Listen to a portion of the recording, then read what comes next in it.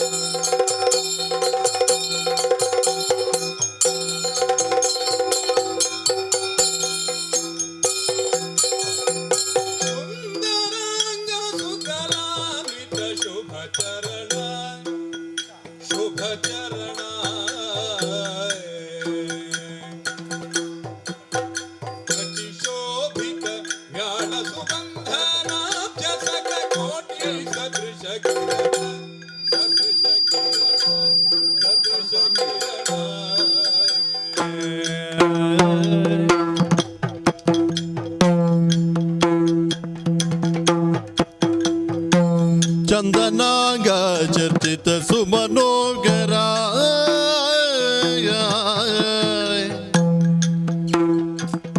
ಚಂದನಾಂಗ ಚರ್ಚಿತ ಸುಮನೋಗರ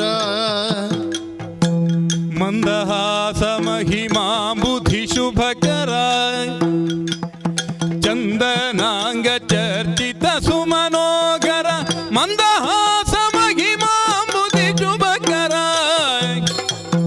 ವಾರಣವಧನ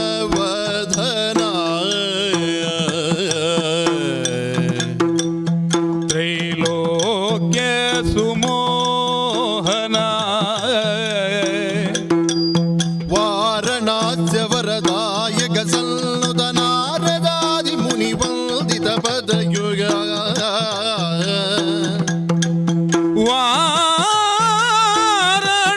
ವಾರಣವದನ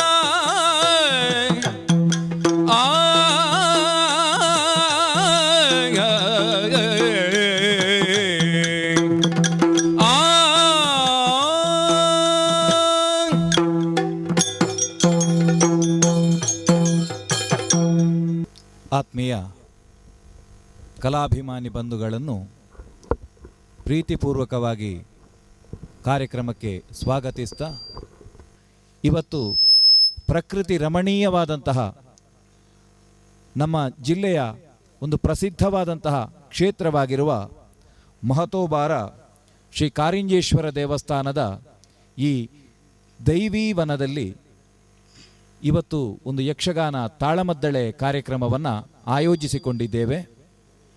ನಮಗೆ ಸ್ಥಳ ಸಹಕಾರವನ್ನು ಕೊಟ್ಟಂತಹ ಕ್ಷೇತ್ರದ ಆಡಳಿತಾಧಿಕಾರಿಗಳು ಹಾಗೂ ಸಿಬ್ಬಂದಿ ವರ್ಗ ಇವರಿಗೆ ನಾವು ಹೃತ್ಪೂರ್ವಕವಾಗಿ ನಮನಗಳನ್ನು ಸಲ್ಲಿಸ್ತೇವೆ. ಅದೇ ರೀತಿಯಲ್ಲಿ ಇವತ್ತು ನಾವು ಕಲಾವಿದ ಮಿತ್ರರು ಒಟ್ಟು ಸೇರಿ ಪ್ರಸ್ತುತಗೊಳಿಸ್ತಾ ಇರುವಂತಹ ಪ್ರಸಂಗ ಗಾಂಗೆಯ ಶಪಥ.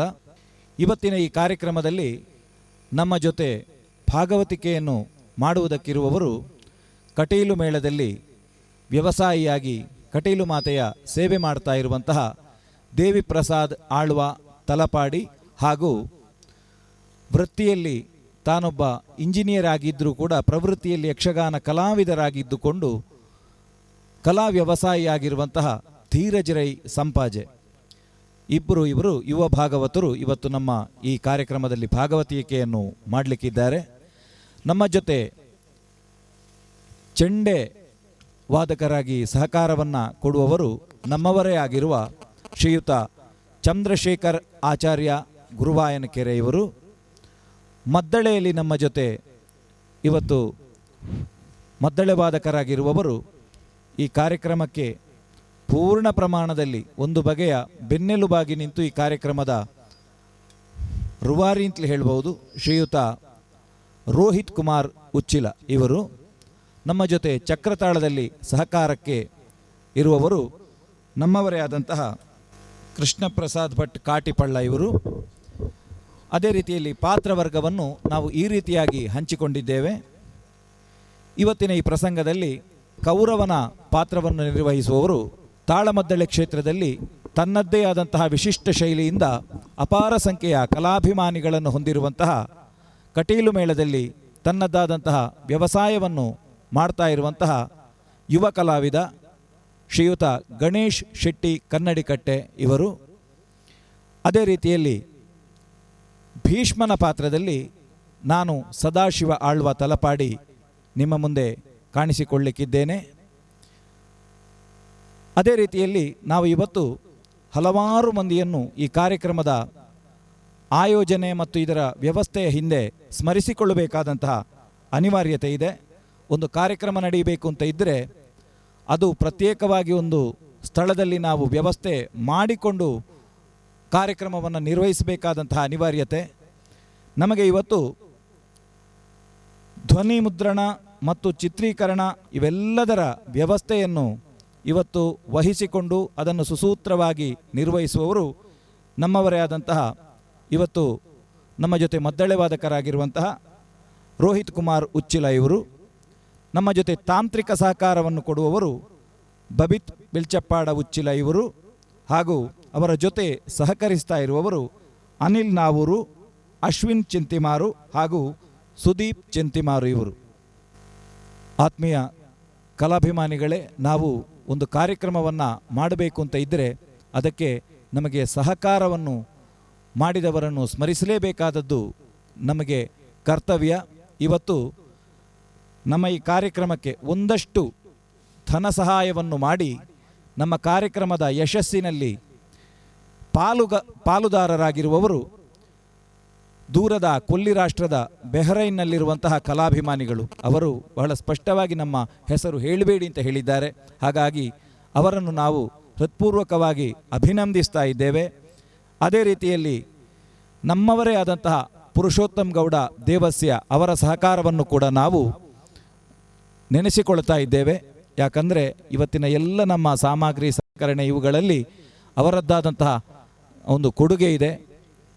ಅವರನ್ನು ಈ ಸಂದರ್ಭದಲ್ಲಿ ನಾವು ಹೃತ್ಪೂರ್ವಕವಾಗಿ ಅಭಿನಂದಿಸ್ತೇವೆ. ಅದೇ ರೀತಿಯಲ್ಲಿ ಈ ಪರಿಸರದವರೇ ಆಗಿದ್ದುಕೊಂಡು ನಮಗೆ ಇಷ್ಟು ದೂರ ಬಂದು ಇಲ್ಲಿ ಈ ದೇವಸ್ಥಾನದ ಜೊತೆ ಆ ಆಡಳಿತಾಧಿಕಾರಿಗಳ ಜೊತೆ ತಾವು ಮಾತಾಡಿ ಈ ಕಾರ್ಯಕ್ರಮವನ್ನು ಬಹಳ ಸುಸೂತ್ರವಾಗಿ ನಡೆಸಿಕೊಡುವುದಕ್ಕೆ ಸಹಕರಿಸಿದಂತಹ ಕಲಾವಿದ ಮಿತ್ರರಾದಂತಹ ದಿನೇಶ್ ಶೆಟ್ಟಿ ಕಾವಳಕಟ್ಟೆ ಇವರನ್ನು ಕೂಡ ನಾವು ಈ ಸಂದರ್ಭದಲ್ಲಿ ಹೃತ್ಪೂರ್ವಕವಾಗಿ ಅಭಿನಂದಿಸ್ತೇವೆ. ಕಲಾ ಪ್ರೇಕ್ಷಕರಾದ ನೀವು ಈ ಕಾರ್ಯಕ್ರಮವನ್ನು ವೀಕ್ಷಿಸಬೇಕು. ಈ ಕಾರ್ಯಕ್ರಮವನ್ನು ಕೂಡ ತಾವು ವೀಕ್ಷಿಸಿ ಆದಷ್ಟು ಹೆಚ್ಚಿನ ಸಂಖ್ಯೆಯಲ್ಲಿ ಎಲ್ಲರೂ ವೀಕ್ಷಿಸುವ ಹಾಗೆ ಸಹಕರಿಸಿ ಎಂದು ಕೇಳಿಕೊಳ್ಳುತ್ತಾ ಪ್ರಸಂಗವನ್ನು ಆರಂಭಿಸುವುದಕ್ಕೆ ಭಾಗವತರಲ್ಲಿ ಅನುಮತಿಯನ್ನು ಕೇಳ್ತೇನೆ. ಅಂಬುರುಹದಳನೆ ಶ್ರೀ ದುರ್ಗಾಂಬಿಕೆಯ ಬಲಗೊಂಡು ಭಕ್ತಿಯೊಳು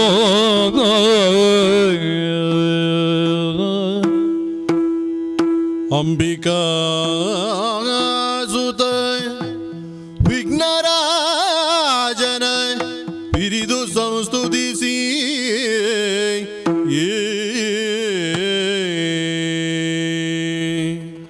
ಅಂಬುನಿಧಿಯ ಆತ್ಮಜಿಗೆ ಕೈ ಮುಗಿದು ಅಂಬುಜಾಸನ ವಾಣಿಯರ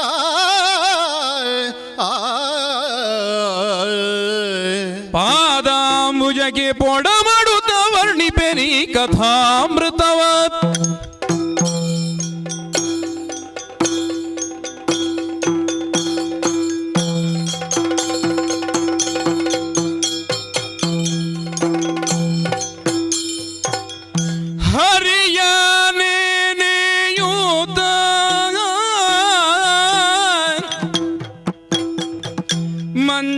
ಮಂಚದೊಳಗಿ ಮಲಗಿರೆ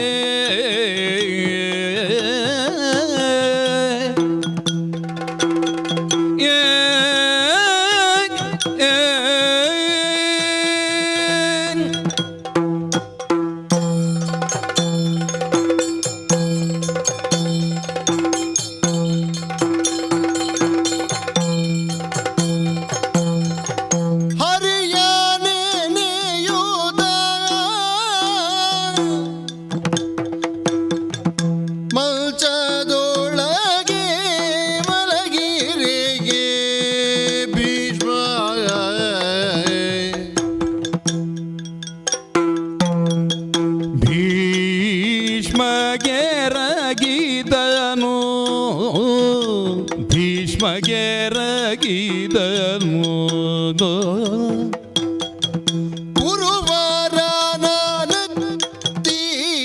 ಮುದ್ದಿಸುತ್ತ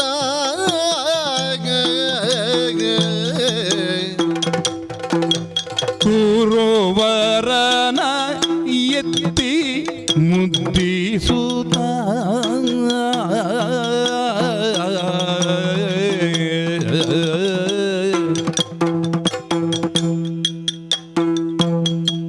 ಹರಿಯ ನೆನೆಯೂತ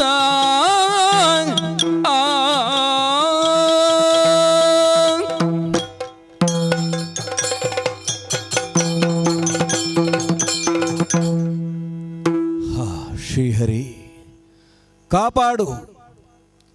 ಹಸ್ತಿನಾವತಿಯಲ್ಲಿ ಈ ಚಂದ್ರವಂಶದ ವಿಶಿಷ್ಟವಾದಂತಹ ನಮ್ಮ ಪರಂಪರಾನುಗತವಾದಂತಹ ಯಾವ ಯೋಗ್ಯತೆ ಇದೆಯೋ, ಯಾವ ನಮ್ಮದ್ದಾದಂತಹ ಪೂರ್ವಿಕರು ಉಳಿಸಿ ಹೋದಂತಹ ದಿವ್ಯವಾದಂತಹ ಭವ್ಯವಾದಂತಹ ಪರಂಪರೆ ಎನ್ನುವುದುಂಟು, ಇದಕ್ಕೆ ಚ್ಯುತಿ ಬಾರದ ಹಾಗೆ ಈ ಒಂದು ಸಂಸಾರದ ನೊಗವನ್ನು ನನ್ನದ್ದಾದಂತಹ ಹೆಗಲ ಮೇಲೆ ಹೊತ್ತು 800 ವರ್ಷಗಳ ದೀರ್ಘಕಾಲದ ಈ ಒಂದು ಪ್ರಯಾಣವನ್ನು ಮಾಡಿ ಬಂದೆ. ಈ ಕಾಲಕ್ಕೆ ನಾನು ಮುದಿಯಾದೆ. ವೃದ್ಧನಾದರೂ ನನ್ನ ಬದುಕಿನಲ್ಲಿ ಈ ಸಂಸಾರದ ನೊಗವನ್ನು ಎಳೆಯುವಂತಹ ಈ ಒಂದು ಬಲುಭಾರ ಎನ್ನುವುದು ಇಳಿಯದೇ ಹೋಯಿತಲ್ಲ. ಅಂದು ನಾನು ತಂದೆಗೆ ಕೊಟ್ಟಂತಹ ಮಾತು ಇನ್ನೂ ಪರಿಪೂರ್ಣವಾಗಿ ಪರಿಪಕ್ವವಾಗಿ ಅದನ್ನು ನಡೆಸಿಕೊಡುವುದಕ್ಕೆ ಸಾಧ್ಯವಾಗದೇ ಹೋಯಿತಲ್ಲ. ಈ ಬದುಕಿನಲ್ಲಿ ನಾವು ಯಾವುದನ್ನೆಲ್ಲ ನಿರೀಕ್ಷಿಸಿದ್ದೇವೋ ಆ ನಿರೀಕ್ಷೆಯ ಯಶಸ್ಸು ಎನ್ನುವುದು ನಮಗೆ ಒದಗದೇ ಹೋಯಿತಲ್ಲ. ಈ ಎಲ್ಲ ದುಃಖಗಳು ಈ ಕಾಲಕ್ಕೆ ನನ್ನನ್ನು ಬಾಧಿಸುವುದಕ್ಕೆ ಆರಂಭಿಸಿದೆ. ಸಹೋದರಿಯ ಜೀವನದಲ್ಲಿ ಎಂತಹ ಮಧುರವಾದಂತಹ ಸುಖವನ್ನು ಅನುಭವಿಸುವುದಕ್ಕೆ ಸಾಧ್ಯವಿದೆ ಎನ್ನುವುದನ್ನು ನನ್ನ ಬಾಳಿನಲ್ಲಿ ನಾನು ಅನುಭವಿಸಿದವ. ಆದರೆ ನನ್ನ ಮೊಮ್ಮಕ್ಕಳ ಕಾಲಕ್ಕಾಗುವಾಗ ಅದನ್ನು ನಾನು ಊರ್ಜಿತವಾಗಿರಿಸಿಕೊಳ್ಳುವುದಕ್ಕೆ ಸಾಧ್ಯವಾಗದೆ ಹೋಯಿತಲ್ಲ. ಎಲ್ಲಕ್ಕಿಂತ ಹೆಚ್ಚಾಗಿ ಪರಸ್ಪರ ತಮ್ಮೊಳಗೆ ಕಾದಾಡಿಕೊಳ್ಳುವಂತಹ ಒಂದು ಅವಸ್ಥೆಯವರೆಗೆ ಇವರು ಬರ್ತಾರೆ ಅಂತ ಆದರೆ ಇದನ್ನು ಕಾಣುವುದಕ್ಕಾಗಿ ನಾನು ಇಷ್ಟು ಕಾಲದ ಒಂದು ಆಯುಷ್ಯವನ್ನು ಪಡೆಯಬೇಕಾಗಿ ಬಂತು. ನಮ್ಮ ಕೌರವ ಯಾಕೆ ಹೀಗೆ ಮಾಡ್ತಾನೆ ಅಂತ ನನಗೆ ಅರ್ಥ ಆಗುವುದಿಲ್ಲ. ಯಾವ ಪರಿಯಿಂದ ಅವನನ್ನು ನಾನು ತಿಳಿ ಹೇಳಿದರೂ ಕೂಡ ಬದುಕಿನಲ್ಲಿ ತನ್ನದ್ದಾದಂತಹ ಒಂದು ಛಲವನ್ನು ಬಿಟ್ಟು ನಾನು ಉಳಿಯುವುದಿಲ್ಲ ಎನ್ನುವ ಹಾಗೆ ಅವನ ಹಠವನ್ನೇ ಹಿಡಿದು ಮುಂದುವರಿಯುತ್ತಾ ಇದ್ದಾನೆ. ಸಂಧಿಗಾಗಿ ಬಂದವನನ್ನು ಸಂಗ್ರಾಮಕ್ಕಾಗಿ ಸಿದ್ಧಗೊಳಿಸಿ ಅಥವಾ ತನ್ನ ಧ್ವನಿಯನ್ನು ಆ ರೂಪದಲ್ಲಿ ಅವನನ್ನು ನಿರೂಪಿಸಿ ಆ ಒಂದು ದುರವೀಳ್ಯವನ್ನೇ ಕೊಟ್ಟು ಕಳುಹಿಸಿದ ಅಂತಾದ ಮೇಲೆ ನನಗೆ ನಿದ್ದೆ ಎಲ್ಲಿಂದ ಬರಬೇಕು? ಪವಡಿಸಿ ಮಂಚದ ಮೇಲೆ ನಿದ್ದೆಗಾಗಿ ನಾನು ಹಾತೊರೆಯುತ್ತಾ ಇದ್ದೇನೆ. ಆಧ್ಯಾತ್ಮ ಹೇಳ್ತದೆ, ನಿದ್ದೆಯಲ್ಲಿ ನಾವು ಎಚ್ಚರವಾಗಿರಬೇಕು. ಎಚ್ಚರದಲ್ಲಿ ನಾವು ನಿದ್ದೆಯ ಒಂದು ಅವಸ್ಥೆಯನ್ನು ಪಡೆಯಬೇಕು. ಅಂದರೆ ಏನು?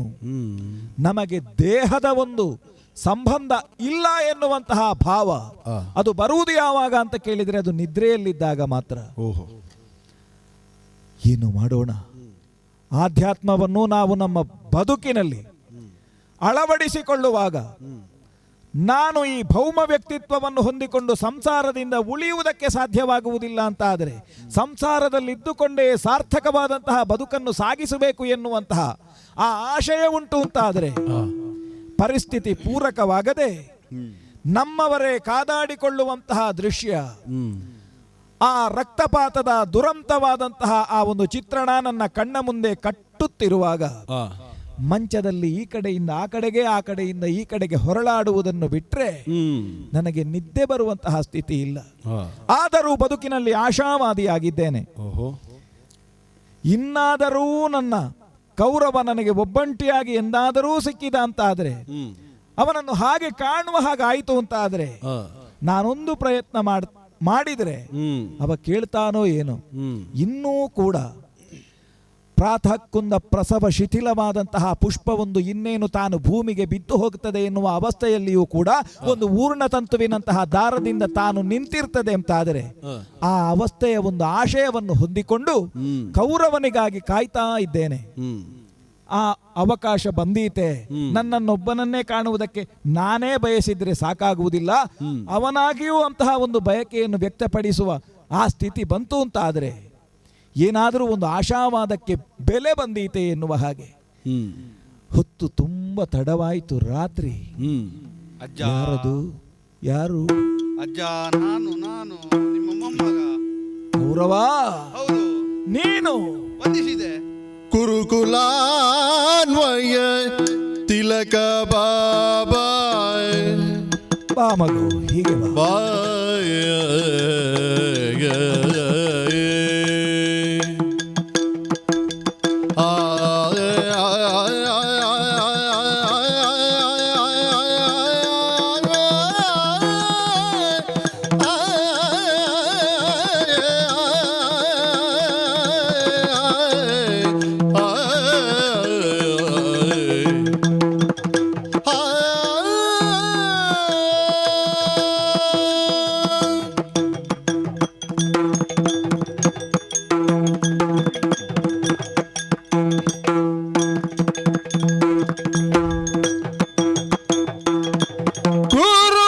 ಗುರುಕುಲಾನ್ವಯ ತಿಲಕ ಬಾಬಾ. ಬಾ ಮಗು, ಹೀಗೆ ಬಾ. ತರಳ ಬಾರಿ ನಿಶಿಥ ಕಾಲದಿ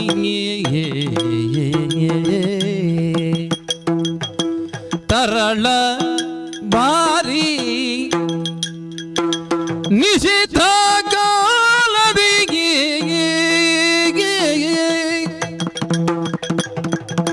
ತೆರಳಿ ಬಂದಿಹುದೇ ಕೋರ್ವನೇ,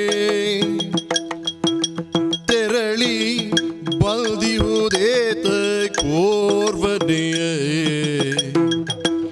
ಒರೆಯೋ ಬೇಗದಿ ಮಾಜದೆ, ಒರೆಯೋ ಬೇಗದಿ ಮಾಜದೆ.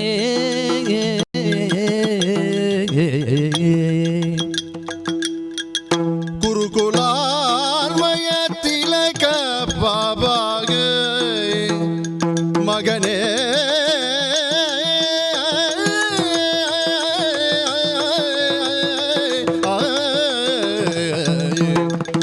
ಮಗನಿಗೆ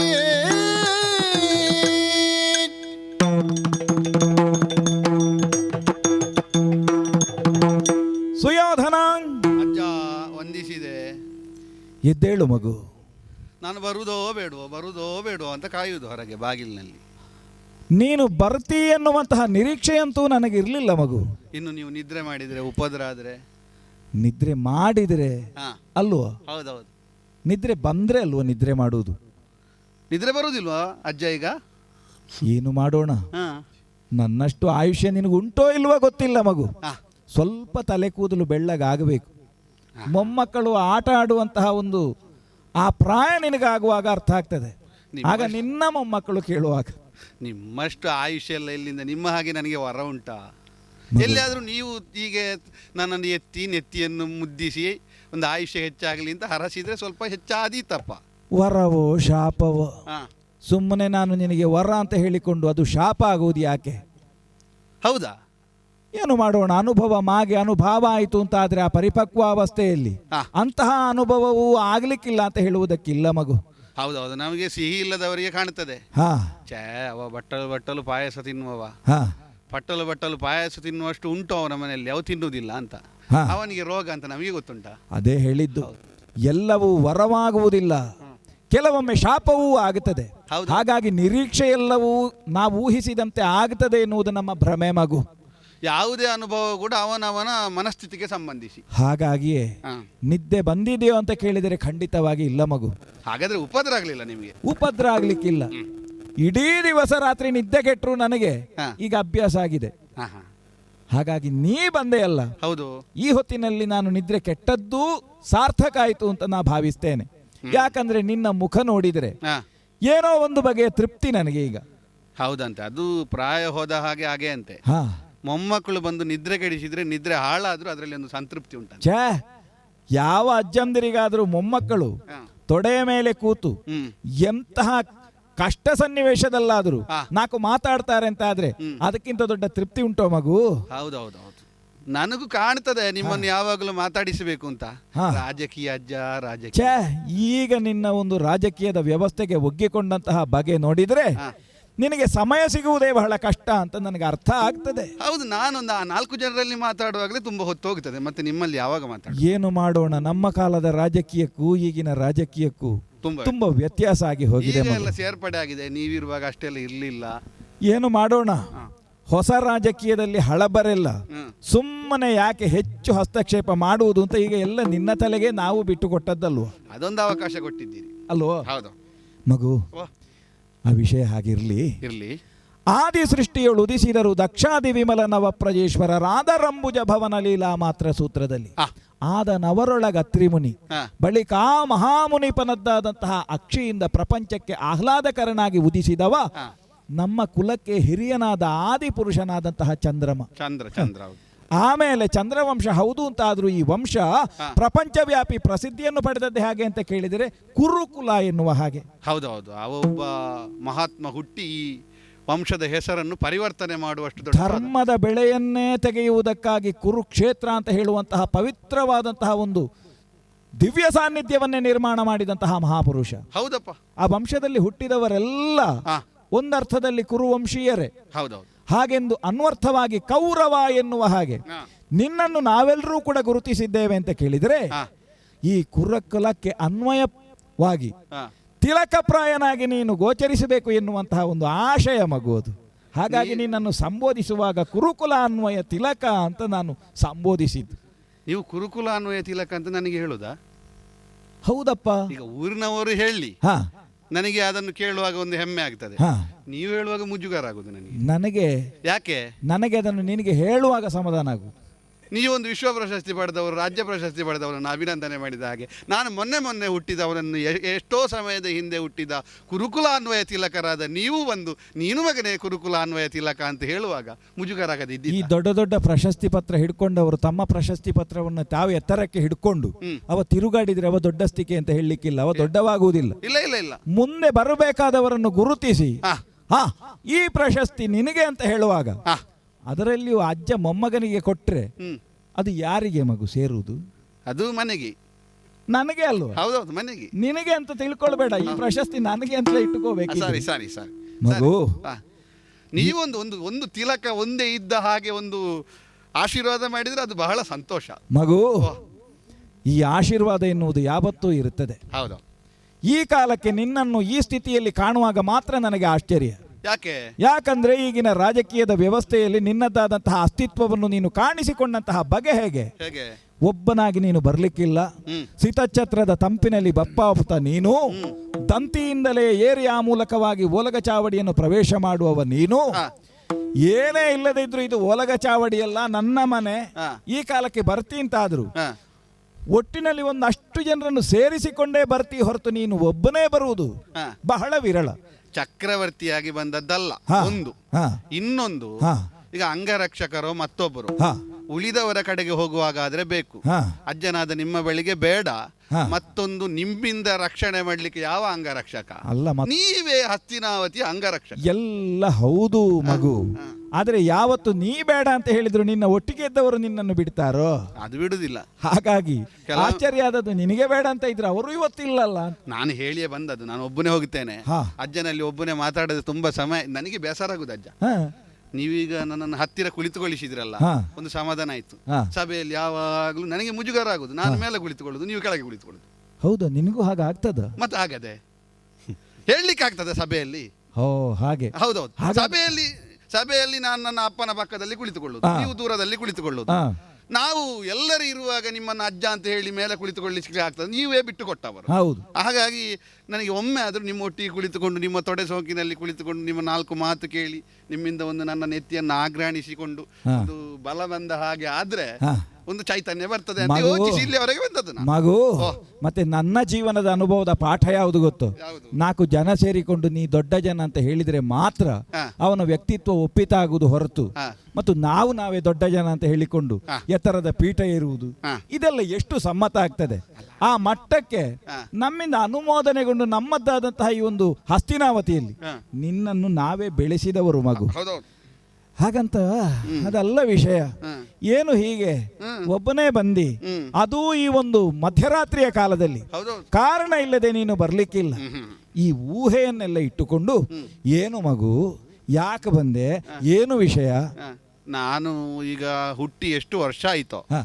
ಅದಕ್ಕಿಂತ ಹೆಚ್ಚು ಅಲ್ಲ, ನಾನು ಎಷ್ಟು ತಿಂಗಳುಗಳನ್ನು ಕಳೆದನೋ ಅದಕ್ಕಿಂತ ಹೆಚ್ಚು ವರ್ಷ ಆಯಿತು ನಿಮಗೆ. ಹಾ ನಿಮ್ಮ ಮೊಮ್ಮಗ ನಿಮ್ಮ ತೊಡೆಯಲ್ಲಿ ಬೆಳೆದವ, ನಿಮ್ಮ ಕೈಯಿಂದ ಹಾಲನ್ನವನ್ನು ಉಂಡವ. ಹಾ ನನ್ನೊಂದು ಮುಖ ನೋಡುವಾಗ ನಿಮಗೆ ಗೊತ್ತಾಗೋದಿಲ್ಲ ಏನಾದರೂ ಇರ್ಲಿಕ್ಕಿಲ್ವೋ ಅಂತ? ಮಗು, ಓ, ಏನಾದರೂ ಊಹೆ ಬರ್ತದ ನಿಮಗೆ? ಮುಖ ನೋಡಿ ಹ. ನಾನು ಲಾಕ್ಷಣಿಕವಾಗಿ ಹೀಗೆ ಅಂತ ಹೇಳುವುದಿದ್ದರೆ, ನೀನು ಅದನ್ನು ಹೇಳಲಿಕ್ಕಿಲ್ಲ ಅಂತ ಇದ್ರೆ ಊಹಿಸುವುದಕ್ಕೆ ಸಾಧ್ಯ ಆಗ್ತದೆ. ಏನದು? ಯಾಕಂದ್ರೆ ಹ. ಯಾವ ರೀತಿಯಲ್ಲಿ ಆಕಾಶದಲ್ಲಿ ಆ, ಸೂರ್ಯನಿಗೆ ಆ, ಮೋಡ ಕವಿದಾಗ ನಿಜವಾದಂತಹ ಒಂದು ಸ್ಥಿತಿ ಕಾಣುವುದಕ್ಕೆ ಸಾಧ್ಯ ಇಲ್ವೋ, ಆ. ಅದೇ ರೀತಿಯಲ್ಲಿ ಒಂದು ನಿನ್ನ ಮುಖವರ್ಚಸ್ಸು ಕಾಣ್ತಾ ಉಂಟು. ಪ್ರಪಂಚದಲ್ಲಿ ಇನ್ನೊಬ್ಬರಿಗೆ ವ್ಯಥೆಯನ್ನು ಹ್ಮ್. ನೀನಾಗಿ ಹೆಚ್ಚು ಕೊಟ್ಟವ. ಓ. ಹೌದು, ಯಾಕಂದ್ರೆ ಈ ಕಾಲಕ್ಕೆ ನಾವು ಒಪ್ಪಿಕೊಳ್ಳಬೇಕಾದದ್ದು ಪಾಂಡವರ ಬಗ್ಗೆ ಹೇಳುವುದಿದ್ರೆ. ಹ. ಆ ಹಾಗಾಗಿ ಪಾಂಡವರಿಗೆ? ಹೌದೌದು, ಸಾರ್ವತ್ರಿಕವಾಗಿ ನಾ ಹೇಳುವುದಲ್ಲಪ್ಪ. ಹಾಗಿದ್ರೆ ಹ. ಈ ಕಾಲಕ್ಕೆ ಕುಂಬಿನಿಪ ಶಶಿಬಿಂಬದಂತಿಹ, ಹ. ಹೊಳೆ ಹೊಳೆಯುತ್ತಿರುವಂತಹ ಚಂದ್ರನ ಹಾಗೆ ಇರುವಂತಹ ನಿನ್ನ ಹ. ಈ ಮುಖ ಕಮಲ ಹ. ನೋಡಿದರೆ ಬಾಡಿದ ಹಾಗುಂಟು ಮಗು. ಮುಖ ಲಕ್ಷಣ ನೋಡಿದ್ರೆ ಹ. ಬಂದದ್ದು ಹೀಗೆ ತಿಳಿಯಬೇಕು ಅಂತ ಇದ್ರೆ ಹ. ಏನೋ ಒಂದು ವ್ಯಥೆ ಉಂಟು. ಹ. ಆದ್ರೆ ಅದು ನಿಜವಾದ ವ್ಯಥೆ ಅಲ್ಲ ಅಂತಲೂ ನನಗೆ ಗೊತ್ತುಂಟು. ಹ. ಯಾಕಂದ್ರೆ ನಿನಗೆ ಒಳಗೊಂದು ಹೊರಗೊಂದು ಅಂತ ಹೇಳುವ ವ್ಯಕ್ತಿತ್ವ ಅಲ್ಲಾದದ್ರಿಂದ, ನಿನ್ನನ್ನು ಇಷ್ಟು ಚಿಕ್ಕದ್ರಿಂದ ನಾನು ಗೊತ್ತಿದ್ದವನಾದದ್ರಿಂದ ಹ. ನೀನು ವ್ಯಥೆ ನಿಜವಾಗಿ ಹೊಂದಿದ್ದಲ್ಲ, ಹ. ಒಂದು ವ್ಯಥೆ ಇದ್ದ ಹಾಗೆ ಮುಖದಲ್ಲಿ ತೋರಿಸಿಕೊಂಡು ಬಂದಿದ್ದಿ ಮಗು. ಅದು ಬಹಳ ಕಷ್ಟ ಅಜ್ಜ. ಎಂಥದ್ದು ಗೊತ್ತುಂಟಾ? ಹ. ಈ ಹೊಟ್ಟೆ ದೊಡ್ಡದಿದ್ದವನಿಗೆ ಎಷ್ಟು ಹಸಿವೆ ಆದ್ರೂ ಲೋಕದವರಿಗೆ ಗೊತ್ತಾಗೋದಿಲ್ಲ. ಹೌದೌದು. ಈ ನಗಾಡ್ತಾ ಇರೋನಿಗೆ ಎಷ್ಟು ವ್ಯಥೆ ಇದ್ರೂ ಗೊತ್ತಾಗೋದಿಲ್ಲ. ಹೌದು. ನಿಮ್ಮಲ್ಲಿ ಬರುವಾಗ ನಾನು ಮುಖ ಗಂಟಿಕಿಟ್ಟುಕೊಂಡು ಬಂದ್ರೆ ಈ ರಾತ್ರಿಯ ವೇಳೆಯಲ್ಲಿ ನಿಮಗೇನಾದ್ರೂ ಗೊಂದಲ ಆದೀತು ಅಂತ ಆದಷ್ಟು ನಗು ಮುಖ ತೋರಿಸುವುದು ಒಳಗೆ ಉಂಟು ನನಗೆ. ಹಾಗಂತ ಎಷ್ಟು ದೊಡ್ಡ ಹೊಟ್ಟೆಯವಾದರೂ ನಮ್ಮ ಒಟ್ಟಿಗೆ ಇರುವವ ಅಂತ ಆದ್ರೆ ಹ. ಈ ದೊಡ್ಡ ಹೊಟ್ಟೆಯವನಿಗೆ ಹಸಿವಾಗುವಾಗ ಹೀಗೆ ಅಂತ ನಮಗೆ ನೋಡ್ಲಿಕ್ಕೆ ಆಗ್ತದೆ. ಎಲ್ಲಿಯೋ ಇದ್ದ ಅಪರಿಚಿತ ಆದ್ರೆ ಅದು ಕಷ್ಟ. ಹೌದು. ಈ ದೊಡ್ಡ ಹೊಟ್ಟೆಯವ ನಮ್ಮ ಒಟ್ಟಿಗೆ ಇದ್ದವ, ಇವನಿಗೆ ಯಾವಾಗ ಹಸಿವಾಗ್ತದೆ ಅಂತ ಗೊತ್ತಾಗ್ತದೆ. ಈ ಎದುರು ಕೂಲಿ ಹಲ್ಲಿದ್ದವ ಹ. ಅವ ಯಾವಾಗ ಹೇಗೆ ನೆಗಡ್ತಾನೋ ಕೂಗುತ್ತಾನೋ ಅದು ನಮಗೆ ಅರ್ಥ ಆಗ್ತದೆ. ಹಾಗಾಗಿ ಹ. ಏನು ಅರ್ಥ ಆಗ್ಲಿಲ್ಲ, ಗೊತ್ತಾಯ್ತಾ? ಗೊತ್ತಾಗ್ಲಿಲ್ಲ ಅಂತ ಅಲ್ಲ, ಹ. ನಾನೇ ಹೇಳಬೇಕು ಅಂತ ಇದ್ರೆ ಹ. ಒಂದು ವಿಷಯ ಉಂಟು, ಹೇಳೋ. ಏನದು? ಧರೆಯ ಸಾಮದಿ ಕೊಡೆನು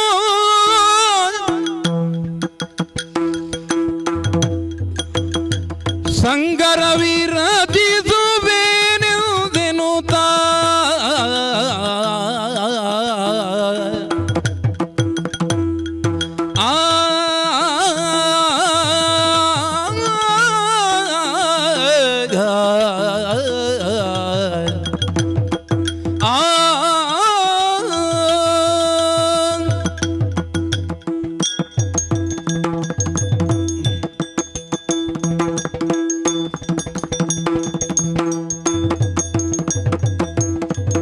ಧರೆಯ ಸಾಮದಿ ಕೊಡೆನು ಸಾಗರ,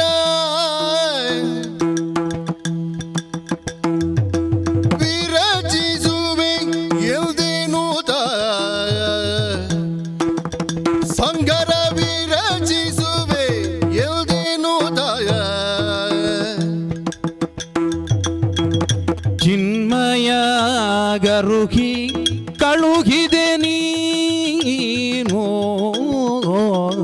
ಚಿನ್ಮಯ ಗರುಹಿ ಕಳುಹಿದೆ ನೀನು, ಮೂದಣ ಪರಿಯನರಿಯದೆ ತರಳನೇ, ಚಿನ್ಮಯ ಗರುಹಿ ಕಳುಹಿದೆ ನೀನು, ಮುಂದನ ಪರಿಯನರಿಯದೆ ತರಳನೇ. ಹರೆಯ ಸಾಮದಿ ಕೊಡೆನು ಸಾಗರ, ವಿರಚಿಸುವೆನೆಂದೆನು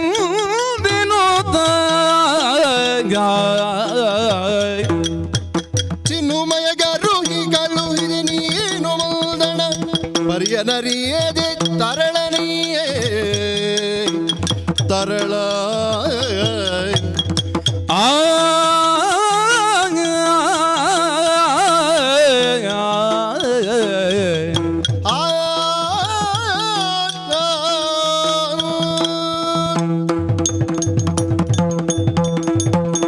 ಕೌರವ, ಅಜ್ಜ ನಮ್ಮ ಹಸ್ತಿನಾವತಿ ಎನ್ನುವುದು ಹೇಗಿತ್ತು? ಹೇಗಿತ್ತು? ಹಸ್ತಿನಾವತಿಯ ಒಂದು ಪರಂಪರೆಯ ಬಗ್ಗೆ ತಿಳುವಳಿಕೆಯನ್ನು ಹೊಂದಿ ಮುಂದೆ ಭವಿತವ್ಯದಲ್ಲಿ ಹಸ್ತಿನಾವತಿಯದ್ದಾದಂತಹ ಒಂದು ದಿವ್ಯತೆ ಹೇಗಿರಬೇಕು ಎನ್ನುವಂತಹ ಕಲ್ಪನೆಯಲ್ಲಿಯೇ ಕಾಲ ಕಳೆಯುತ್ತಾ ಇದ್ದಂತಹ ನನಗೆ ಹಾ, ಇತ್ತೀಚಿನ ದಿನಗಳಲ್ಲಿ ಹಾ. ಸಹಜವಾಗಿ ಮನಸ್ಸಿಗೆ ನೋವಾಗಿದೆ ಎನ್ನುವುದು ನಿನಗೆ ಗೊತ್ತಿದೆ. ನಾನು ಅದನ್ನು ಹೇಳಬೇಕು ಅಂತ ಇಲ್ಲ. ಕೆಲವೆಲ್ಲ ಮನಸ್ಸಿಗೆ ತಂದುಕೊಳ್ಳಬಾರ್ದು ಅಜ್ಜಯ್ಯ. ಏನು ಮಾಡೋಣ, ಹಾ. ತಂದುಕೊಳ್ಳಬಾರದು ಅಂತ ಇದ್ರು ಅದಾಗಿ ಬಂದು ಒದೆಯುವ ಹಾಗೆ ಬಂದ್ರೆ ಅದನ್ನು ಸಹಿಸಿಕೊಳ್ಳಬೇಕಾದ ಅನಿವಾರ್ಯತೆ ಉಂಟಲ್ಲ ಮಗು. ಹೌದೌದು. ಈ ಕಾಲಕ್ಕೆ ಪಾಂಡವರು ಅನ್ಯರಲ್ಲ ಎನ್ನುವುದು ನಿನಗೊತ್ತು. ನೀನವರನ್ನು ದ್ವೇಷಿಸ್ತಾ ಇದ್ದಿ, ಆದ್ರೆ ಅಜ್ಜನ ಸ್ಥಾನದಲ್ಲಿ ನಿಂತು ಅವರನ್ನೊಂದು ಪ್ರತ್ಯೇಕವಾಗಿ ಕಾಣುವಂತಹ ಸ್ಥಿತಿ ನನಗಿಲ್ಲ. ಅನ್ಯೋನ್ಯವಾದಂತಹ ಬದುಕು ಸಾಗಬೇಕು. ಆ ಮೂಲಕವಾಗಿ ಈ ಕುರುಕುಲದ ದಿವ್ಯವಾದಂತಹ ತೇಜಸ್ಸು ಇನ್ನೂ ವರ್ಧಿಸಬೇಕು ಎನ್ನುವುದು ನನ್ನ ಉದ್ದೇಶ ಆಗಿತ್ತು.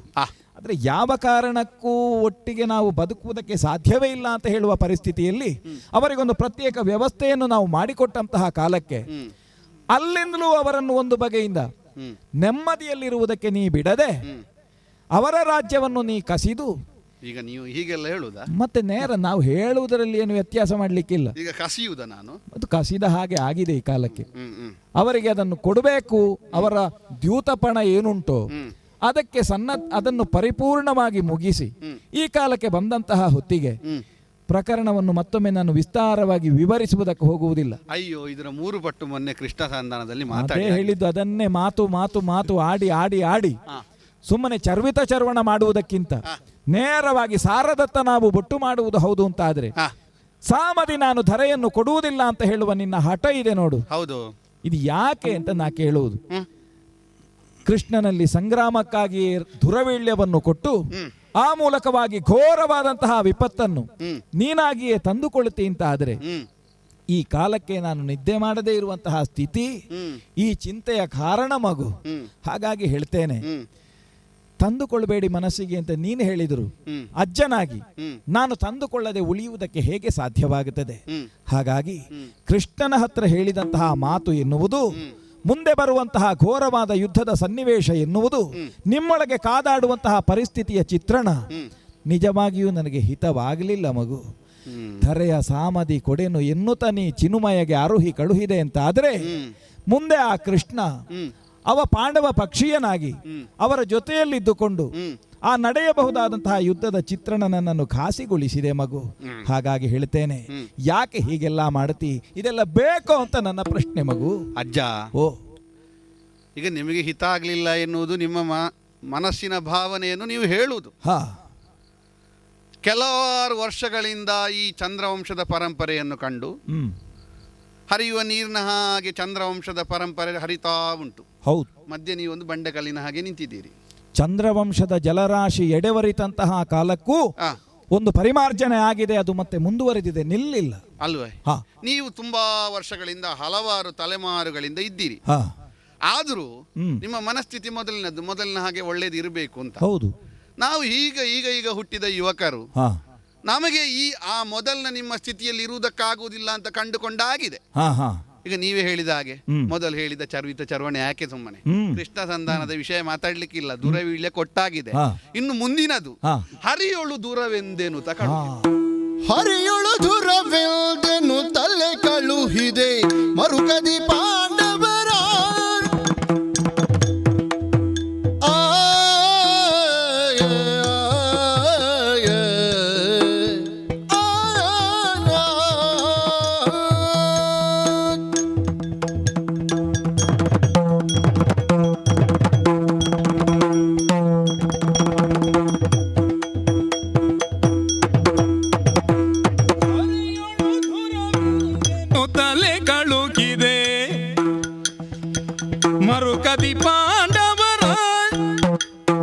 ಮರುಕದಿ ಪಾಂಡವರ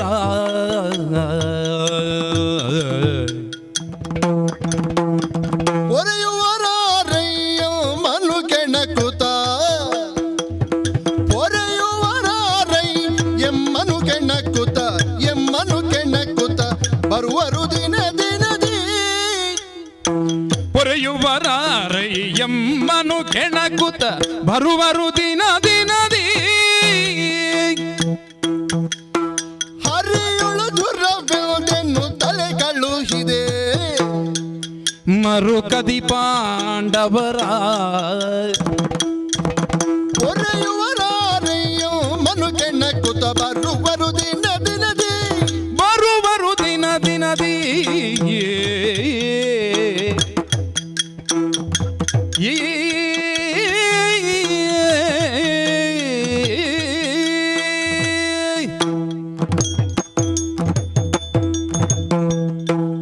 ಅಜ್ಜ, ಮಗು, ಎಷ್ಟು ಸಮಯ ಮುಸುಕು ಹಾಕಿಕೊಂಡು ಮನೆಯೊಳಗಿರುವುದು ಹೇಳಿ. ಈಗ ಒಟ್ಟೊಟ್ಟಿಗೆ ಇದ್ದೆವು. ಇಂದ್ರಪ್ರಸ್ಥದಲ್ಲಿ ಅವರಿಗೊಂದು ನೀವು ಅಧಿಕಾರವನ್ನು ಕೊಟ್ಟಿರಿ. ಯಾವುದಿದ್ರೂ ಒಳಗಿಂದೊಳಗೆ ಮುಸುಕಿನ ಗುದ್ದಾಟವೇ ಅಲ್ವಾ? ಹಾ, ಒಂದು ಬಗೆಯಿಂದ ಹೌದು. ಅದು ಯಾವತ್ತಾದರೂ ಮುಸುಕು ತೆಗೆದು ಹೊರಗೆ ಬರಲೇಬೇಕು. ನಾವು ಅಂತಹ ಮನಸ್ಥಿತಿ, ಒಂದು ಮನೋರೋಗ ಹಾ, ಅದು ಬಂತು ಅಂತಾದರೆ ಅದಕ್ಕೆ ಪರಿಮಾರ್ಜನೆಯತ್ತ ಲಕ್ಷ್ಯವನ್ನು ಹರಿಸಬೇಕೇ ಹೊರತು ಹಾ. ನಾವು ಮುಸುಕು ಹಾಕಿಯೇ ಇರುವುದಕ್ಕೆ ಸಾಧ್ಯವೋ? ಯಾಕೆ ಅದನ್ನು ಒಟ್ಟಾಗಿ ಬದುಕುವಂತಹ ಸ್ಥಿತಿ ನಿರ್ಮಾಣ ಆಗಬಾರದು? ಹಾಗೆ ಯಾಕೆ ಧನಾತ್ಮಕ ಚಿಂತನೆ ಮಾಡಬಾರದು? ಹೌದು, ನೀವು ಹೇಳ್ತೀರಿ ಇಂದ್ರಪ್ರಸ್ಥದಲ್ಲಿ ಅವರಿರಲಿ, ಹಸ್ತಿನಾವತಿಯಲ್ಲಿ ನೀನಿರು. ಈಗ ನಮಗೆ ಮನಸ್ಸಿನ ಒಳಗೆ ಅಂತ ಒಂದು ಭಾವ ಇರುವಾಗ ಎಷ್ಟು ಸಾಮಾಜಿಕ ಅಂತರ ಇದ್ರಿ ಏನು ಪ್ರಯೋಜನ? ಮಗು, ದೈಹಿಕ ಅಂತರವೋ, ಸಾಮಾಜಿಕ ಅಂತರವೋ, ಮಾನಸಿಕ ಅಂತರವೋ, ಹೌದು, ಇದಕ್ಕೆಲ್ಲ ಮೂಲ ಕಾರಣ ಆಗುವುದು ಯಾವುದು? ಯಾವುದು? ಮನಯೇವ ಕಾರಣ. ಹೌದು, ಮನಯೇವ ಮನುಷ್ಯ. ಹೌದು, ಕಾರಣಂ ಅಲ್ವಾ? ಬಂಧ ಮೋಕ್ಷಯೋ. ಹಾಗಿದ್ರೆ ಎಲ್ಲದಕ್ಕಿಂತಲೂ ಪರಮ ಲಕ್ಷ್ಯವಾಗಿ ಮನಸ್ಸು ಸರಿ ಉಂಟು, ಎಲ್ಲ ಸರಿ ಉಂಟು. ಹೇಗೆ ಸರಿ ಇರುವುದು ಅಜ್ಜ? ನೀವು ಯೋಚನೆ ಮಾಡಿ. ಇಲ್ಲಿಗೆ ಯಾರು ಇಲ್ಲ, ತೊಟ್ಟಿಲು ತೂಗುವ ಕೈಗಳೇ ಇಲ್ಲ ಅಂತ ಇರುವಾಗ, ಲೋಹದ ಮುದ್ದೆ ಹಾಗೆ ಬಿದ್ದಂತಹ ಪಿಂಡವನ್ನು ರಕ್ಷಿಸುವುದಕ್ಕೆ ವೇದವ್ಯಾಸರು ಓಡೋಡಿಕೊಂಡು ಬರುವಾಗ, ಅದನ್ನು 101 ಘೃತಭಾಂಡದಲ್ಲಿ ಇಟ್ಟ ಮೇಲೆ ಹುಟ್ಟಿದಂತಹ ನಾನೇ ಇಲ್ಲಿಯ ಮುಂದಿನ ಚಕ್ರವರ್ತಿ ಎನ್ನುವುದಾಗಿ ನಿಶ್ಚಯ ಆದ ಮೇಲೆ ಎಷ್ಟೋ ಸಮಯದ ನಂತರ ಅವರು ಬಂದರು. ನಾನು ಹುಟ್ಟುವಾಗಲೇ ನನ್ನೊಟ್ಟಿಗೆ ಹುಟ್ಟಿದ್ದು, ನಾನು ಚಕ್ರವರ್ತಿ ಅಂತ ಎನ್ನುವ ಮನಸ್ಸಿನ ಭಾವ. ಈಗ ನನ್ನೊಟ್ಟಿಗೆ ಹುಟ್ಟಿದ ಚಕ್ರವರ್ತಿ ಎನ್ನುವ ಮನಸ್ಸಿನ ಭಾವವನ್ನು ಮತ್ತೆ ಬಂದ್ರ ಅವರನ್ನು ನೋಡಿ ಅದನ್ನು ಬಿಡ್ಲಿಕ್ಕೆ ಆಗ್ತದ? ಆಗುದಿಲ್ಲ. ಇನ್ನೊಂದು, ಅವರನ್ನು ಪಡೆದದ್ದೇ ಪಾಂಡು ಚಿಕ್ಕಪ್ಪ, ನಾಳೆ ಹಸ್ತಿನಾವತಿಗೊಂದು ಅಧಿಕಾರಿಗಳು ಬೇಕು ಅಂತ ಅಲ್ಲ. ಮೇಲೆ ಹೋಗುವಾಗ ನಿನ್ನ ಗತಿ ಸಿಗಬೇಕಾದ್ರೆ ನಿನಗೆ ಪುತ್ರರಾಗಬೇಕು ಎನ್ನುವುದಾಗಿ ಯಾರೋ ಮುನಿಮನೀಷಿಗಳು ಹೇಳಿದ ಕಾರಣ ಮತ್ತೆ ಬಂದು ಪುತ್ರ ಸಂತಾನವನ್ನು ಪಡೆದದಂತೆ. ಬಿಡಿ, ಅದು ಆಗಿದೆ ಹೋಗಿದೆ. ನಿಮಗೆ ಬೇಸರ ಯಾಕೆ ಅಂತ ನನಗೆ ಗೊತ್ತುಂಟು. ನೀವು ದಾಶರಾಜನ ಮನೆ ಅಂಗಳದಲ್ಲೇ ಈ ಹಸ್ತಿನಾವತಿಯ ಚಕ್ರಾಧಿಪತ್ಯ ಎನ್ನುವುದು ಅಖಂಡವಾಗಿರಬೇಕು ಎನ್ನುವ ಕಾರಣಕ್ಕಾಗಿ ಅಲ್ವಾ ತ್ಯಾಗ ಮಾಡಿದ್ದು? ತ್ಯಾಗ ಜೀವನವೇ ಶ್ರೇಷ್ಠ ಜೀವನ ಎನ್ನುವುದನ್ನು ತಿಳಿದ ಮೇಲೆ ಮಹತ್ವಾಕಾಂಕ್ಷೆಯನ್ನು ಹೊಂದದೇ ನಾನು ಬದುಕಿದ್ದವ ಅಲ್ವೇ? ಈಗ ಇಲ್ಲದೆ ಹೋದ್ರೆ ಅವ ಹೇಳಿದ್ದೇನು? ಸತ್ಯವತಿಯ ಮಕ್ಕಳಿಗೆ ಸಾತ್ಯವತೆಯ ಪರಂಪರೆಗೆ ಹಸ್ತಿನಾವತಿಯ ಪೀಠ ಸಿಗಬೇಕು. ಹೌದು.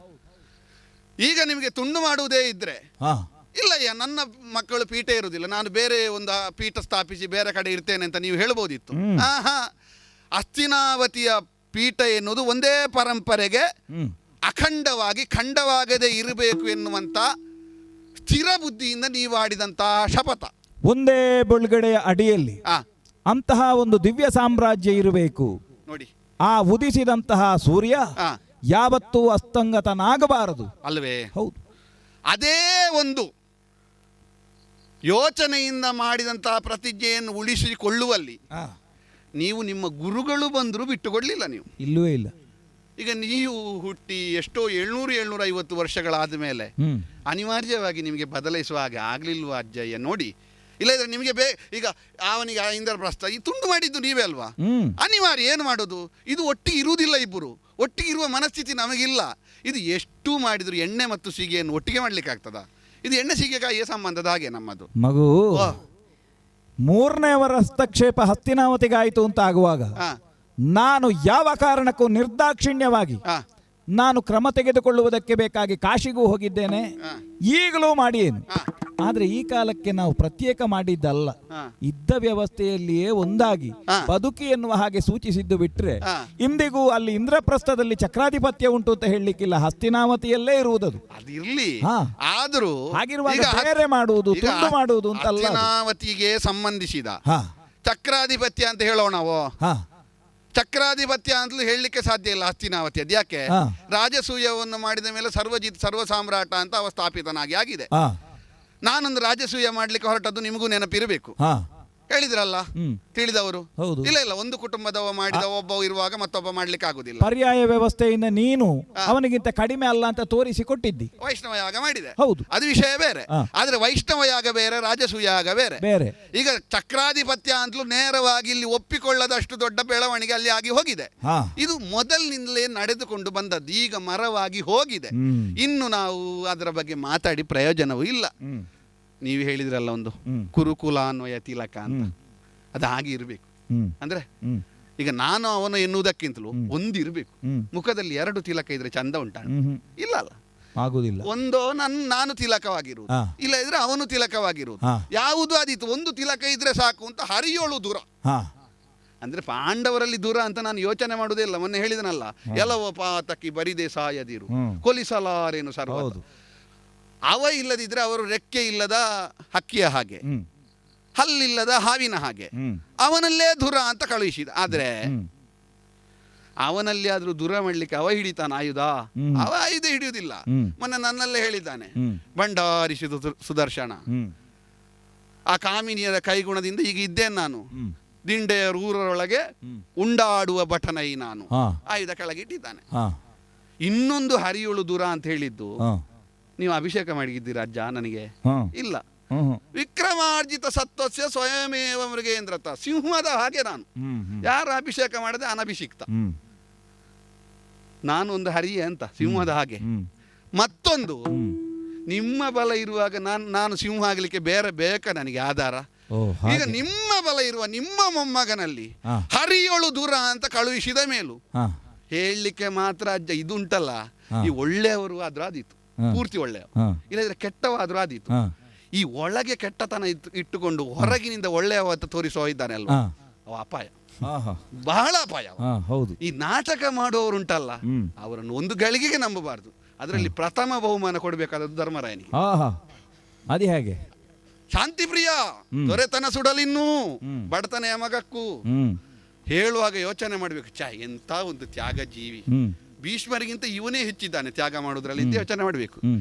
ನಾವು ದುರವೀಳ್ಯ ಕೊಟ್ಟು ಈ ಕಡೆ ತಿರುಗಲಿಲ್ಲ, ಅವ ಪಶ್ಚಿಮ ದೆಸೆಯಲ್ಲಿ 7 ಅಕ್ಷೋಹಿಣಿ ಸೇರಿಸಿ ಆಗಿದೆ. ಹ್ಮ್. ದೃಷ್ಟದ್ಯುಮ್ನ ನಾಯಕತ್ವ ಅಂತೆ. ಹ್ಮ್. ನಾವು ಇನ್ನೂ ಯೋಚನೆ ಮಾಡಲಿಲ್ಲ ಹ್ಮ್. ಯಾರನ್ನು ಸೇನಾಧಿಪತಿ ಮಾಡುವುದು ಅಂತ. ಹ್ಮ್. ದೃಷ್ಟದ್ಯುಮ್ನ ಸೇನಾಧಿಪತ್ಯದಲ್ಲಿ ಪಶ್ಚಿಮ ದೆಸೆಯಲ್ಲಿ ಬಂದು ನಿಂತು ಒಬ್ಬ ದೂತನನ್ನು ಕಳಿಸ್ತಾನೆ. ಹ್ಮ್. ಹಾಗೆ ನಾವು ಸಿದ್ಧರಾಗಿದ್ದೇವೆ, ಹ್ಮ್. ನೀವು ಸಿದ್ಧರಾಗಿದ್ದೀರಾ? ನಾನು ಯೋಚನೆ ಮಾಡುವುದು, ಏನು? ವಿರಾಟ ಕೊಟ್ರೆ, ದ್ರುಪದ ಕೊಟ್ರೆ ಅವನಿಗೆ ಆ ಸೇನೆಗೆ ಕೊಡ್ಲಿಕ್ಕೆ ಅನ್ನಕ್ಕೆ ಅಕ್ಕಿ ಉಂಟು, ಹಾ. ಆ ಓಲಗ ಕೊಡುವುದು ಮರದ ಬುಡದಲ್ಲಿ. ಹ್ಮ್. ಈಗ ಈ ಹಸ್ತಿನಾವತಿಯ ಭೀಷ್ಮದ್ರೋಣ, ಈ ಕೃಪರಂತ ಒಂದು ಹ್ಮ್. ಸಂಘಟಿತವಾದಂತ ಪಟುಭಟರಿರುವ ಕೌರವನನ್ನು ಹ್ಮ್. ಕೆಣಕ್ಲಿಕ್ಕೆ ಬರ್ತಾನಲ್ವಾ ಹ್ಮ್. ಅಜ್ಜ? ಹ್ಮ್. ಎಲ್ಲಿ ಒಂದು ಕೇಳುದು ನಾನು ಹೀಗೆ, ಹ್ಮ್. ಎಲ್ಲಿಯಾದ್ರೂ ಈ ಕಡೆಯವರು ಆ ಕಡೆ ಇರ್ಬೋದು ಯಾರಾದ್ರೂ? ಹ್ಮ್. ಇದು ಇಲ್ಲದೆ ಧೈರ್ಯ ಎಂತದ ಅವನಿಗೆ? ಅಲ್ಲ, ಧೈರ್ಯ ಎಂತದ್ದು? ನೀನೇ ಹೇಳಿದ್ಯಲ್ವ ಬದಲಾದ ರಾಜಕೀಯ. ಹೌದು, ನಿಮ್ಮ ಹಳತ್ತೆಲ್ಲ ಈಗ ಆಗುವುದಿಲ್ಲ. ಹೌದು. ಇಲ್ಲ ಗೊತ್ತಿಲ್ಲ. ಧೈರ್ಯ ಇಲ್ಲಿಂದ ಅವನಿಗೆ. ಹೌದು. ಅಲ್ಲಿಂದ ಇಲ್ಲಿವರೆಗೆ ಬಂದು ನನ್ನ ಹಾಗಂತ ನಿನ್ನಂತಹ ರಾಜಕಾರಣಿಗಳು ಇರುವಾಗ ಹ. ಈ ಕಾಲಕ್ಕೆ ಹಾಗೂ ಆದೀತೋ ಏನು? ಹೌದೌದು. ಇಲ್ಲದಿದ್ರೆ ಹಾ. ಈಗ ನಮ್ಮ ಈ 11 ಅಕ್ಷೋಹಿಣಿ ಸೇನೆ ಉಂಟು. ಹಾ. ಒಬ್ಬೊಬ್ಬರು ಕೂಡ ಹ್ಮ್. ಇಡೀ ಆರ್ಯಾವರ್ತವೇ ಒಮ್ಮೆ ಬೆಚ್ಚಿ ಬೀಳುವಷ್ಟು ಹ್ಮ್. ಸಾಧನೆಯನ್ನು ಮಾಡಿದವರು. ಹ್ಮ್. ಒಬ್ಬೊಬ್ಬರ ಹೆಸರು ಮೇಲೆ ಹೌದು. ಅವರದ್ರಲ್ಲಿ ನೋಡಿ, ಹ್ಮ್. ಈಗ ಒಂದು 3-4 ಜನ ವಿರಾಟ ದ್ರುಪದನಂತವರು ಸೇರಿಕೊಂಡು ಹ್ಮ್. ಅವನಿಗೆ ಕೊಟ್ಟದ್ರಲ್ಲಿ 7 ಅಕ್ಷೋಹಿಣಿ ಸೇನೆ ಸೇರಿದೆ. ಹ್ಮ್. ಅದರಲ್ಲಿ ಕೇಳಿದ ನಾನು ದ್ರುಪದನದ್ದೇ 3 ಉಂಟಂತೆ. ಹ್ಮ್. ಹಾಗಿರುವಾಗ ಹ್ಮ್. ಅದನ್ನು ಸೇರಿಸಿಕೊಂಡು ಬಂದು ಧೈರ್ಯದಲ್ಲಿ ಕೆಣಕ್ತಾನೆ ಅಂತ ಆದ್ರೆ ಹ್ಮ್. ಹರಿಯೇಗೂ ಆಯುಧ ಹಿಡಿಯುವುದಿಲ್ಲ. ಹ್ಮ್. ಯಾರ ಧೈರ್ಯದಲ್ಲಿ ಅಜ್ಜ? ಮಗು, ಓ, ದೊಡ್ಡ ಗಾತ್ರದ ಹತ್ತಿಯ ಮೂಟೆ, ಹ. ಅದನ್ನೊಂದು ತಕ್ಕಡಿಯಲ್ಲಿಟ್ಟು ಹ. ಇನ್ನೊಂದು ತಕ್ಕಡಿಯಲ್ಲಿ ಹ. ಅತ್ಯಂತ ಭಾರವಾದ ಸಣ್ಣ ಕಲ್ಲನ್ನಿಟ್ರೆ ಹ. ಅದರಲ್ಲಿ ತೂಕ ಮಾಡುವಾಗ ಹಾ. ನೀ ಹತ್ತಿ ತೋರಿಸಿದ ಹಾಗಾಗ್ತದೆ, ಅದು ದೊಡ್ಡದುಂಟು ಮೂಟೆ. ಹೌದು. ಅದಕ್ಕೆ ಹಾಗೆ ಮಾಡಿದರೆ ಆದೀತು. ಆಗುದಿಲ್ಲ ತೂಕ ಇಷ್ಟು ಗಟ್ಟಿ ಇರುವಾಗ ಆ ಕಲ್ಲು ಯಾವ ಲೆಕ್ಕ ಅಂತ ಕೇಳಿದ ಹಾಗಾಯ್ತು ನಿನ್ನ ಆ ಮಾತು. ಕಲ್ಲಿನಿಂದ ಮಾತ್ರ ಮಂಡೆಗೆ ಬಿದ್ರೆ ಹಾ. ಹತ್ತಿಯಿಂದಲೇ ರಕ್ತ ಹೊರಸ್ಬೇಕು. ಅದನ್ನೇ ಹೇಳಿದ್ದು. ಹೌದು. ಅಷ್ಟು ದೊಡ್ಡ ಮೂಟೆಯು ಸಾಕಾಗ್ಲಿಕ್ಕಿಲ್ಲ ಒರೆಸಲಿಕ್ಕೆ, ಯಾಕೆ ಇನ್ನೊಂದು ತರಬೇಕಾದೀತು. ಅದೆಂತದ ಅಷ್ಟು ದೊಡ್ಡ ಎಂತಹ ಕಲ್ಲು, ಎಂತ ಕಲ್ಲು? ಆದಿನಾರಾಯಣವ.